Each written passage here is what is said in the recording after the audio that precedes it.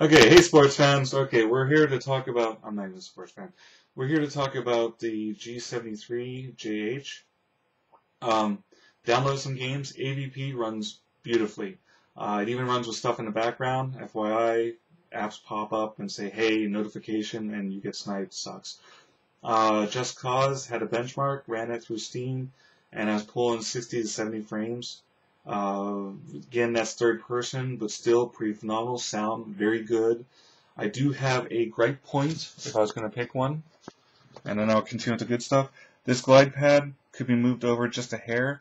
Also, you can actually expand and shrink magnification on web pages. Sometimes it seems to do it automatically. Alright, actually I just clicked on the turbo because I had some jarring. Camera's a little older, Logitech, but looks good. Another thing that's really nice about it is it's quiet and it doesn't heat up. So I've been working with this thing on my lap. Split screen, very nice, 17.3. A lot of people were saying it's the high resolution is not high enough. I do classwork, I do some engineering, I do some work like SketchUp, stuff like that. Seems to work good for me. I did notice that the benchmarks, the Genius scores for everyone out there, if you've got it plugged into a second monitor, your Genius scores drop a little. You unplug it, straightens out. Call someone else who's on YouTube. Let me know that they've upgraded to the other BIOS and there hasn't been any problems. So maybe I had a fluky machine. Haven't been brave enough yet. Everything's working. The golden rule of any type of upgrade of a BIOS is unless you're experiencing problems, don't do it. Case in point. The storage space seems to be fine. I don't seem to have any problems with the machine since I've gotten that one bug resolved. By the way, I took it to Best Buy. They swapped it out after doing a check, and it was within the 15 period. But ASUS told me they got my back. So if they're going to give them any problems, ASUS' warranty was going to pick up and take over. Happy endings, so I was pretty pleased there. I did have 2 crashes. Both of them seem to be related to Yahoo Instant Messenger. And, honestly, everything on Yahoo is kind of trash anyways, so it's, I just use it for background. But I did some patch fixing, and I haven't had problems since.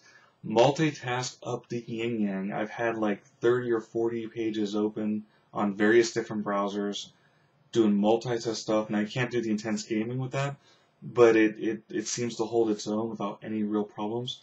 Wireless seems to pick up everything. Something I did notice that's kind of weird through Chrome. Every once in a while, I'll open up a page and type in an address, and I'll have to double tap the execution twice. Don't know if that's machine related. I don't think so. I think it's just Chrome. Foxfire is giving me no real problems about it. The buttons having access to turbo on the fly, big plus. I really like that. I think that was excellent. Turning off the keyboard lights, believe it or not, there are times when I've used it. I've been in a kind of a quasi-dark area, but I didn't want the extra light distraction. Pretty nice. Also, be able to scale up and down the brightness of the keypad. Very big plus. Let's see, what else has been pretty phenomenal. Okay, the camera that comes with it, not the best, which is why I'm using my Logitech, which I'm not even sure. It's an earlier one, but it's working great. Logitech's never failed me for that. Back on task, sound, pretty awesome. I very much like it. Usually, the only time I've ever seen decent sound of a system is usually like maybe a Toshiba or a Dell, earlier Dells, where they've got the front speakers all set up. This one, there's buttons down in the queue if you push them, or in the menu extension. That subwoofer kicks in, very nice. Battery life, abysmal, just abysmal. You will be looking for umbilical power support no matter where you go and you try this thing. It is light. The brick is still heavy. I do notice it, but because it's kind of proportionate, I guess I'll do a separate review for that.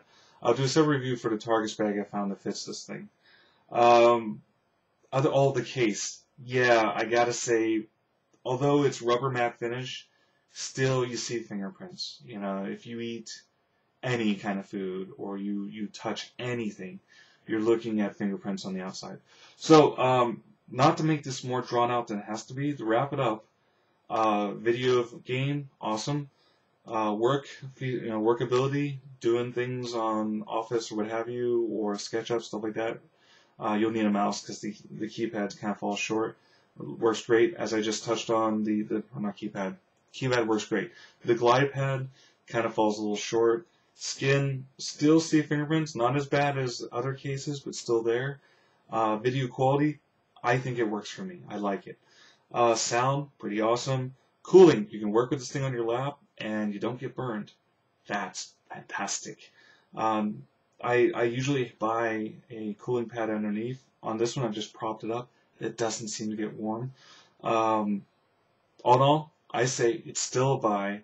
On top of everything else, as I told you, you can expand the RAM. Another buddy of mine let me know. And if you look in the notes, you'll see who answered these questions of my YouTube.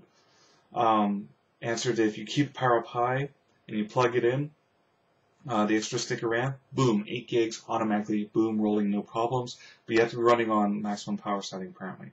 So lots of guys chipped in. They deserve credit. Go through the page and say hi to them too. All in all, I mean, this thing is a rocking machine. I do not feel shortchanged, even when it does go on sale like several months from now. You could have gone on and got the backpack with it. That would have been nice. I had to pick up $50 to get a messenger bag. But I don't think you're losing it all going to Best Buy either. I hope this helps everyone, and everyone should enjoy their technology. So if I've done my job and you enjoy yours, rock on.